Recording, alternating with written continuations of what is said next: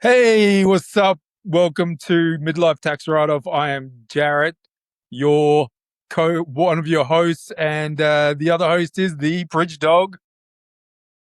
Good afternoon, Insane. everyone. Good evening, wherever you may be in the world. Good afternoon, good evening, and good night. If I don't get to And good see night. you, good morning. Shortest podcast ever. Keep it real, everyone. We'll see you next time. And that's it. All right, see you, bye. Well, what are we talking about today, Big Dog? Well, mate, I think, obviously with our theme, our big underlying core theme for this project is mental health, and unashamedly so. I think it's such an important issue. And I just wanted to touch on quickly, for those listening around the world that may not be familiar with our with what's called Australian rules football. It's one of the biggest competitions we have here in Australia. One of the most supported, one of the most watched and viewed and loved. And they do currently. I was just watching before we jumped on. There's a game called Spud's Game, which is about a former player who moved into coaching, who then moved into media. There's a much loved character by supporters, teammates, anyone associated with him from all reports and all of what you hear. Just a much loved character, a bit of an Aussie larrikin. Yep, Danny And Frawley. Danny Frawley, that's right. And he very sadly, took his life, a little while ago, and it left a bit of an impact, a massive impact on a lot of people, and it's been a really good initiative, I think, by the St Kilda Football Club, and obviously with the ticket approval from the AFL that they now run a game every year called Spud's Game, and that was what I was having a look at tonight. It was really good to see, and Eric Banner is a huge St Kilda fan. He's, I think, their number one ticket holder, and obviously a very famous name. And he was, driving force behind the promotional work for tonight's, I suppose you call it, lead-in video to the game. And it was quite a heartfelt thing. And I got a bit of a tear in the eye. And I've got to be honest with you that it was quite an emotional thing to watch. And I guess the scary thing out of it for me is that literally no one that knew him, aside from maybe those really, really closest to him, his direct family might have seen some signs, but he was such a lovable character, a larrikin, and always had a laugh and a smile on his face. And then, then what happened, and took a lot of people by surprise. And I think that's the beast that we're dealing with here, is something which is so, you can never tell, I guess. And that's why it's super important to just be mindful of it, I guess, for your own self, and to, make sure that you're just touching base with those that are close to you, and maybe even some that are that close to you, just to make sure that, you're reaching out and people feel like they're heard and that they're wanted and loved. So yeah, just wanted to start on that note, mate, not to, bring it to a negative connotation right from the beginning, but I thought it's a very important cause and something Absolutely. that's, it's a really good thing that the way the St Kilda Footy Club and the AFL have done it. Yeah, I think it's a big thing with mental health, physical health. I think they're both intimately connected. So, like, if you're looking after yourself physically, going to the gym, doing those sorts of things. I just started my challenge of getting under 120 kilos. I haven't been under 120 kilos in a very long time. I want to get down to 115 and then 110. And I've just started that. I'm on day 3 today. And I've just, going berserk, just eating chicken and eating fruit, basically. And that's it. Just trying to get that weight off and get that mental health a little bit better as well on the way. Trying to get as healthy as possible and stick around for as long as possible, because it's a big thing. And like, as probably better than most people, because you've just completed your Cert 4 in mental health. Is that correct? Yeah, no, I have, mate. I'm very, very happy to say that I finally managed to get through it and completed it now. So fully qualified Cert 4 mental health person, sitting That's awesome.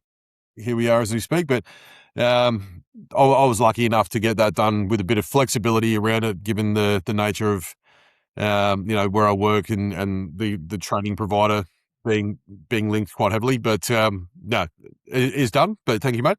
Appreciate that.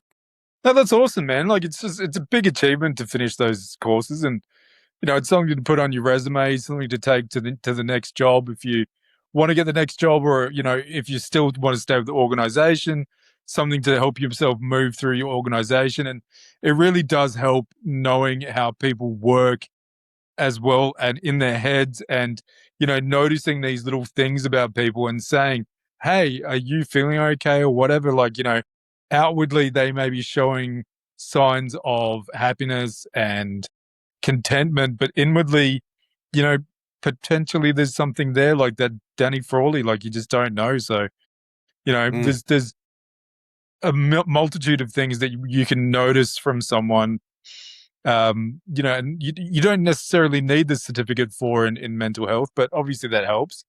I've been working in a sort of mental health capacity for a very long time in hardship and in um, and listening to people's stories. And I like to say to people every time I see new people come into my business, and I say, I've worked with probably 10,000 people in helping them get their finances better and up to scratch, and help them with their finances. Of those 10,000 people, 1% of them potentially could have self-harmed, and maybe 1% of those people could potentially have self-harmed if I didn't assist them at that time. And if that's Mm. one person that I've stopped from self-harming, I think that's a massive achievement. It's a huge thing to. And then you go, like, people that work with Beyond Blue and places like that, they're helping those people all the time, and it's an amazing thing. And we're here to help. No one should be hurting people intentionally and making people sad. So I just don't think mental health is talked about enough in today's society. No, I tend to agree, mate. And I think, you made a really good point about that in your role, which isn't necessarily a mental health role. It just comes as part of the role a little bit, that you see that side of things. And I think that was the big thing for me in doing the certificate. The reason that I started doing it was I wanted to just, I suppose, learn about it a bit more myself, just to see, if there's anything that I can be doing better.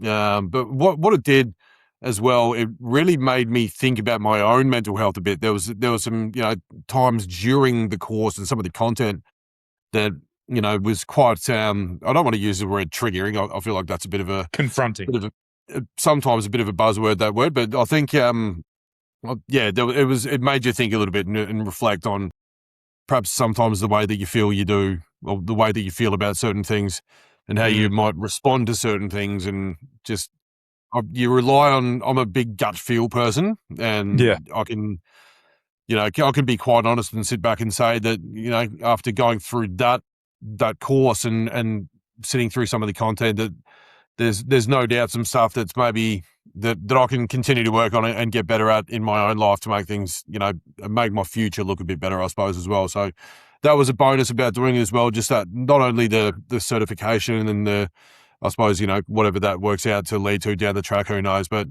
just the little lessons learned along the way were quite good too, which is, I think, important. Yeah, that's awesome. I've heard before that people who do psychology degrees and those sorts of degrees often have psychological issues that they're trying to figure out the Yeah, reason for for, sure. and that's why they get into those sorts of roles. Yep. Hurt. This has nothing necessarily to do with that, but like, hurt people hurt people. Do you know what I mean? Like, Yeah, for sure. if you've been hurt, you tend to hurt people. You don't really understand empathy and sympathy and things like that. And like, everyone's been hurt to a degree. You have to let it go. Like, you have to just kind of push it to the side and not push it down, but stop thinking about it. Stop bringing it up with yourself all the time, because what you're really doing is, like, there's that old saying, like, when someone hurts you, it's like someone shooting an arrow into you. But every time that you think about it and every time that you bring it up, you're pulling the arrow out and then you're stabbing yourself with it again. Mm. Do you know Yeah, what I mean? yeah. Like, There's you're definitely just that aspect. continually hurting yourself. One thing you're certainly right in a lot of cases. I think a lot of it as well is perhaps unresolved trauma Yeah. that I think maybe necessarily needs to be dealt with. I think for it to really become effectively handled. I think a lot of from my experience, and it's very little in comparison to the big scope of what that industry, I guess, or in that field looks like. But the people that I've come across from a day-to-day basis that continue to have the same struggles or continue to struggle is perhaps because they just haven't really dealt with the core of what has happened previously to them, if that's been an issue for them, Yeah. where they've had, say, PTSD or they experience that now, and that affects other parts of their life. And I think there are definitely elements of move it, just work past it, try to push past it as best you can. That's just the resilience aspect of it. But I think there are certainly areas where it maybe needs to be focused on a bit more, to find out what the real problem is, though. Not just to. I think people tend to cope from what I've found. By having a negative mindset, and Yeah. that can be a coping mechanism. It's easy to live in the negative space than it is the positive space. Yeah. But you don't get the benefits of the positive space when you're in the negative space. And the flip side of what makes it so hard, and I think why there's such a big issue with mental health in the community, is that it's really hard to see, even envision what a positive mind space or mindset may look like if you're in that negative one. So I Yeah. think Like that's what a where positive mental health. outcome is. Yeah, I think that's where mental health practitioners, and not including myself in that. I'm talking about people who are in Yeah. the field and have been doing it for a Psychiatrists long and time. psychologists. Yeah, they do such an amazing job in trying to help people get past what they're working through, and then look to. I think the key is to realize you probably as we get older, we tend, like, it's like anything. It's like using the jug of water analogy, I guess, where things like the water level builds and builds and builds, and it becomes harder to carry when it gets heavier. And that's just life. That's human nature, I guess. As you get older and the natural evolution of experiencing life, you're going to experiences are going to be good and bad, and it's what you hang on Yep. to which are going to impact how you go moving forward. And I think that's where having someone that can help you sort of resolve some of those things and work through them is a massive thing. But there's no magic bullet. It's all about a process. And going back to what you were saying, you've got there is a responsibility, I think, at least in some cases, in some small percentage, that you've got to take responsibility a little bit for your own happiness as Yeah. well, Definitely. to be able to harness the things that people are trying to do to help you. Yeah. Did you see a psychologist or a psychiatrist after you lost your hand? Was that part of the process? Yeah, I did. That was mandated through work cover because mine was a Oh, workplace injury. okay. Like, thankfully, it was mandated. Because I don't know if I would have gone off my own back, but I didn't go to too many of them. I think probably my biggest thing back then was, and it's certainly in a different place now. If I was to go and see a psychologist now, I'd be doing it willingly, in the sense of looking to get some answers and looking to get some help versus Yep. having to do it and getting, I suppose, a less authentic experience out of it. But I was there for 3 or 4. I was going to say episodes. That's not the right word. For 3 or 4 sessions, appointments. Sessions. Yep. Yep. And I think I got what I needed at that very moment out of it. And who knows? That could be the catalyst that set me onto a path which eventually led to positive outcomes. So certainly, I feel like if I went now, it'd be a very different conversation I was having, or I would be having with the person for sure. But yeah, no, I did have to go for a few sessions. Yeah. Do you think you'd need to go now to a psychiatrist or a psychologist? Do you think it would help Um, you at all? I think that I don't think I need it. I'm certainly not in a crisis mode, but I think what the key is, that I think the benefits of going to one would be so you don't get to that crisis mode. If you Yeah. know what I mean? Like, Yeah. that's where, there's certainly some stuff, there's been, like everyone who's listening has been through, experienced loss, and, my accident that I had, I think I dealt with that a lot on my own, and using my natural resilience and my generally positive mindset to work through that after I got through the initial stages of it. But I certainly wouldn't think it'd be a bad thing to go and just have a sit down with someone and just, I suppose, like a checkup, really, like you'd go to your GP and, let's get some scans here, or go through some symptoms or whatever it might be. There's certainly nothing wrong with doing that for your mental health, for sure. Yeah. And how did you lose your hand? Well, I suppose it's all in the book, but no. But I used to, when I was 21. I would have been, when I started. I was a butcher, and I was into my third year of my apprenticeship, so I was roughly 2.5 years in, and I had an accident one morning where I was put onto the mincer. The mincer was what I was, that was my job for the morning, working in a wholesale factory, or not factory, a wholesale plant, I guess, where we supplied a lot of local hotels and businesses and whatnot. And I was making an order of, well, basically a big order of mince to turn into sausages, I believe it was, for one of our hotels. And I got a bit confident, probably, where I didn't use all of the tools available to me, or in this case, I couldn't find one of the tools available to me, and I put my hand into the mincer to just finish off the last piece of meat that had to go through that. Apologies in advance for everyone who listening who may have a squeamish stomach, but it was through a mincer, and yeah, basically, I initially thought I had avoided an accident. Or a horrendous injury, because it would happen so quickly given the nature of the machine. But so effectively my fingers got ripped off my hand, and my shoulder got sort of jerked out a little bit, and some slightly ongoing stuff with that. But yeah, that was my accident. I was 21 years old at the time, and it seems it is a lifetime ago now. But It is. yeah, I mean, strangely, it led me down a path where I am now, and I think I'm more grateful to be here now than looking at. I'm trying to, try every now and then picture what my life could have been if I was still a butcher, because I probably would still be one. Yeah, I reckon you're physically healthier now than you would have been if you were still being a butcher. Because yeah, I think so. Definitely, I think for those of you who don't know butchers in general, the real old school butchers that I met when I was younger, through working in that industry, they were absolutely great people, but they were very odd people. Like, really, there was some quite strange. characters. There was some characters, mate. There were some real characters, and I just don't like knowing a few people now who I was working with when I was younger, who were still in the industry, and seeing perhaps how their lives turned out. To that now, I think maybe it was if you want to call it fate or whatever it might be, or the universe doing its thing. It led me to a path that I probably, am happier with now than I think I would be if I was still butcher.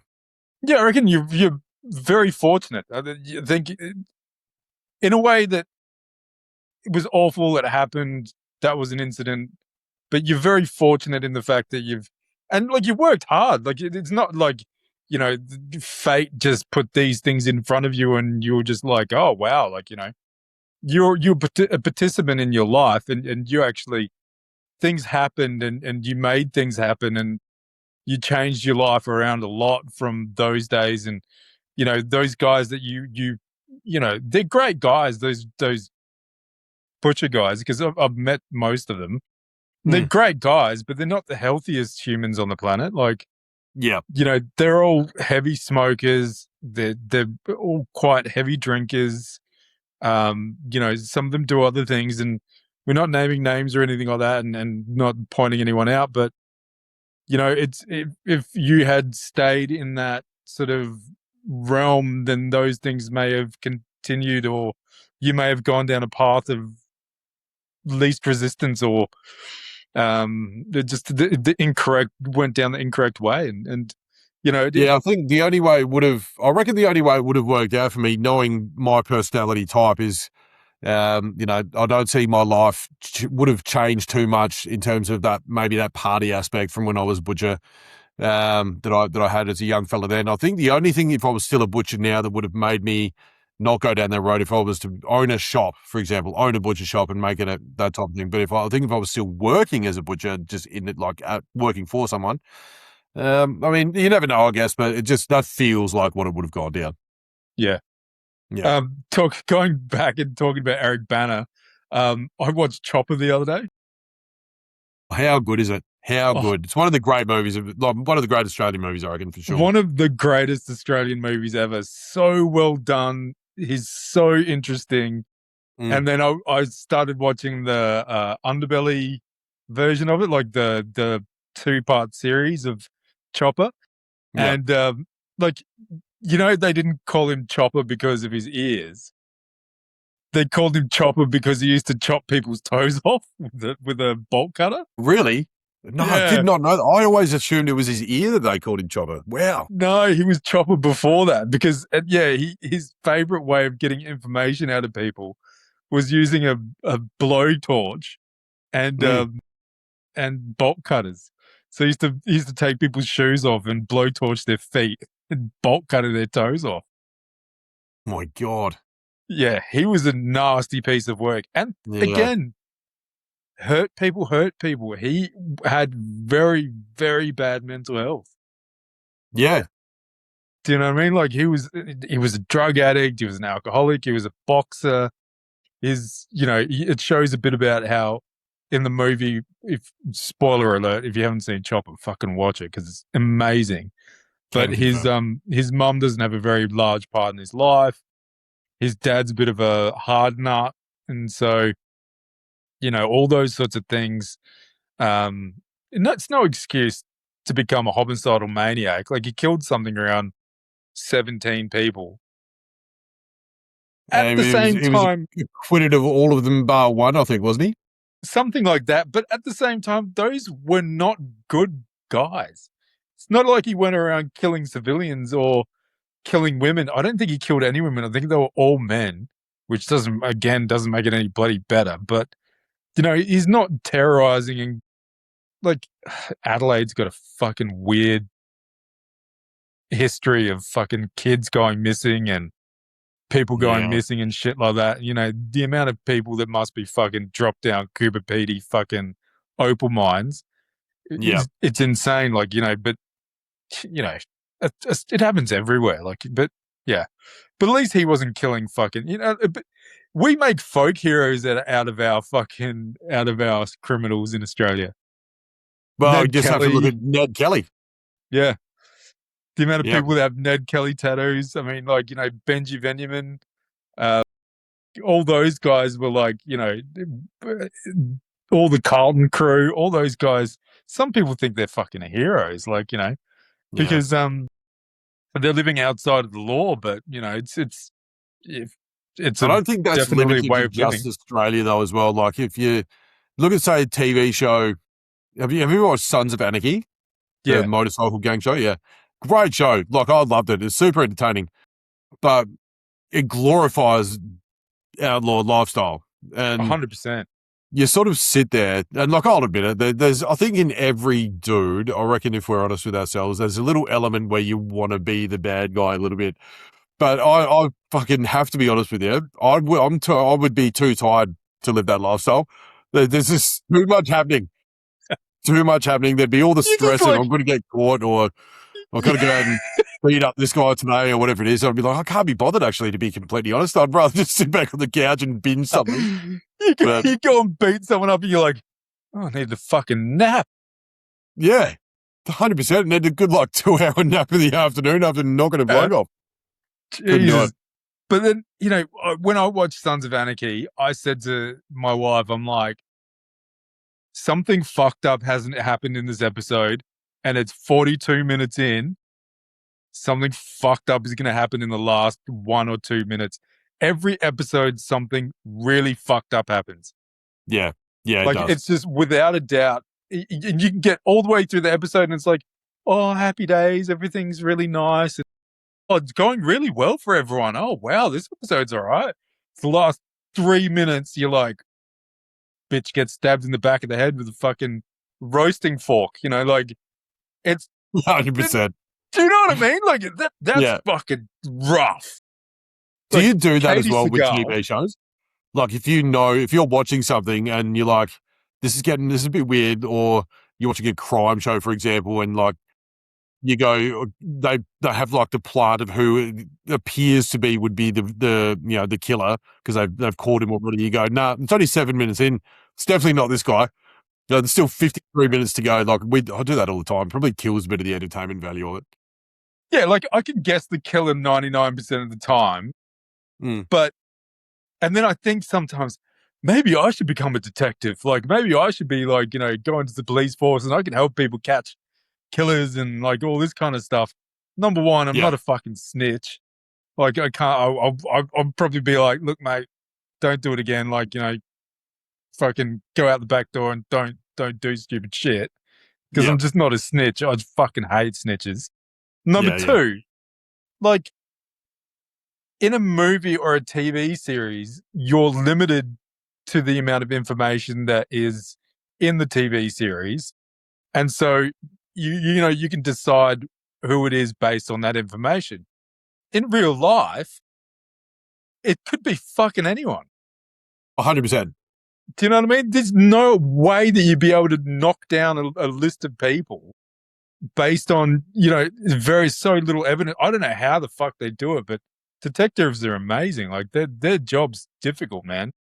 Yeah, well, we both know, and I absolutely certainly won't name names in this regard due to the work they do, but we both know one quite well, and I'm lucky enough to know another one who's quite involved in the detective work in Adelaide, and I've had a chat with one of them at a reunion party for a birthday of a relative, and um, we live in in Adelaide, mate. I'll tell you this right now, without going into any details. There's two worlds here in Adelaide. There's Yeah, the world that we live in, yeah. and we go about our day and all the rest of it.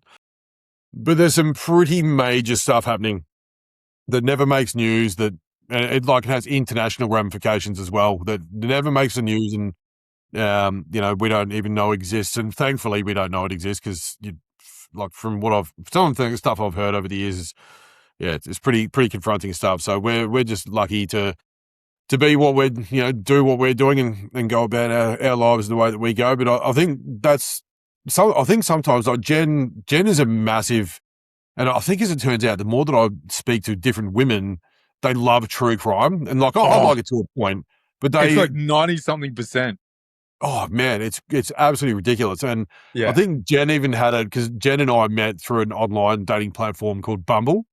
And she had it, I think, as one of her little bio lines, like watch a lot of true crime so I know how to dispose of a body, sort of thing. Like, but they just love it, and she pays so much attention, and she could almost recite an entire like podcast that she listens to that goes, or she picks out key points. She'd be a really good detective for sure.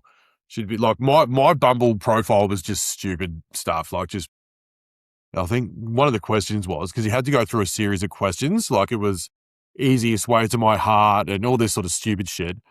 So mine was like, my response to that question, easiest way to my heart was through my rib cage. And, like, just, I think if you saw hers, it'd be a very different response, but it worked out in that case. It Why worked did you out. choose Bumble over Tinder? I was going to say Grinder, but obviously you Yeah, used to no, use that Grindr's a ages pretty ago, easy one not to lately. explain away, but I don't think I'd love to say there was some method behind it and some, rhyme and reason, but I couldn't tell you, mate. I couldn't tell you. I'm results driven, and this one worked out beautifully. So I think we'll just, Yeah, sweet as. Now you yeah, don't need to use them anymore. no, that's a good thing. Extraordinarily lucky the way that, my last probably, I don't know, especially the last 3 years, or last 4 years, but just it's life changed pretty quickly. And I think that a lot of it correlated with I didn't stop caring. Like I genuinely didn't. I probably cared more, but I sort of gave away the control a bit about where it was going to go. Like I sort Mm. of went into a mentality of I'm going to, I've got a good job. I'm working hard. I'm very, very lucky at that point to be living with, a really good mate of mine at the time who will no doubt, he'll hopefully be a guest on this podcast one day. But, yeah, very, very lucky and fortunate to be in the position I was. And I'm still being single at the age that I was, and finally, yeah, it all just turned. But I think it was a bit of me stepping away from trying to force things. And I just went, it'll be what it'll be, and I stopped really just looking for it, and I literally just started living my life the way that I wanted to, and then it just fell into place. Sounds like a massive cliche, and if you put this into a short, it'll probably be a little nice Ronan Keating style love song. But yeah, I don't know, it just worked out. It was really good. Do you remember when we had that CD? What was the horse? That horses, they were giving it away on the back of a Wheat Bix box, and we were using it as a frisbee for ages. Your The Daryl sister's Braithwaite CD? horses. Yeah. Don't remember using it as a frisbee thing. Yeah, we went down to the park near your house and we used to chuck it around like a frisbee. How did we not cut ourselves catching it? The CD's pretty sharp, man. Oh, no, it wasn't broken. I think we were just pegging it around or something. We were just being idiots. But your sister got really upset because she was like, "That's my Daryl Braithwaite CD." Well, sorry, Kathy, for when you watched this episode. It was definitely Jared who did that. Totally me. But they were giving it away on the back of a Wheat Bix box. So I was like, fuck it. She probably had 5 more copies of it anyway. She's probably just hoarding them and trying to sell them later. It's a future investment. Your sister's funny. I don't know about you, mate, but I reckon it's over here in Adelaide right now. It's almost 8 o'clock on a Sunday night, so I'm probably due for bed soon, I reckon. So if you're okay, I reckon we maybe just wind this one up a little bit. Have you got any last messages or any words of wisdom that you're wanting to put out to the universe? Man, when you're winding up, when you're getting into midlife, it really is about going to bed early and waking up early because otherwise it just wrecks you. Like if I go to bed at 1 o'clock, 2 o'clock in the morning, I'm out for a good 3 days. Like I'm not getting off the couch for 2 or 3 days, and we need to talk about your adventures on Wednesday next time. Yes, the Parkway Adventures. That's a great segue into the next pod for sure. There's probably half an hour just in that one, mate. But, Far out. You sounded it was absolutely rat shit the next day. Well, it's funny. One of a good mate of mine messaged me just saying, how was Parkway and how did you pull up on Thursday? And I said, well, we decided not to review Thursday too heavily and move straight to Friday. Perfect. No, it was good. We'll touch on that in the next one for sure, mate. But we will. No, it was a good night. Definitely a good night. All right, mate. Thanks heaps. We'll speak soon. Speak soon. Thanks everyone for listening again. We'll look forward to imparting some further words of wisdom, or probably the opposite of wisdom in some cases. Like and subscribe. See ya. See you guys.